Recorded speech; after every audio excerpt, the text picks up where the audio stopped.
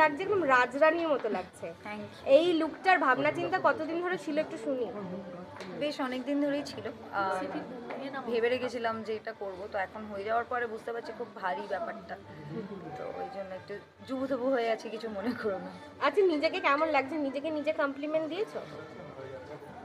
বা- আমার ভালো লাগছে যে সবাই আমাকে বলছে যে আজকে ভালো লাগছে। বর কি দেখেছে এখনো কেমন লাগছে? আচ্ছা, বরকে কি লুকিয়ে দেখা হয়েছে? কিচ্ছু হয়নি, একটু টেনশনে আছো মনে হচ্ছে। প্রচণ্ড।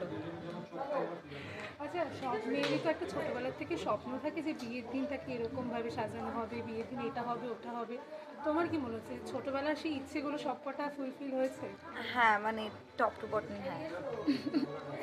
Very happy, thank you so much. ধারাবাহিকে অনেকবার হয়তো বা বিয়ে করতে বসেছে বা বিয়ে সেজেছে। না, এটা আসলে খুবই স্পেশাল, কারণ এটা তো একটা প্রসেস, অ্যাকশন কাট নয়, আর তাড়াতাড়ি তাড়াতাড়ি চলো রেডি হচ্ছে সেরকম নয়, তো একটা পুরো পিওরিটির মধ্যে দিয়ে সকাল থেকে একটা প্রসেসের মধ্যে যাওয়া হয়, 2-3 ঘন্টা ধরে যখন রেডি হচ্ছি আরও অনেক কিছু হয়। সো এই প্রসেসটা প্রচণ্ড অন্যরকম। সো এই অনুভূতিটাকে শুটিংয়ের অনুভূতির সঙ্গে মানে কম্পেয়ার করা একেবারেই চলে না। এটা যে পুরোপুরি বাঙালি সাজে, মানে সাজটা কতদিনের প্ল্যান ছিল?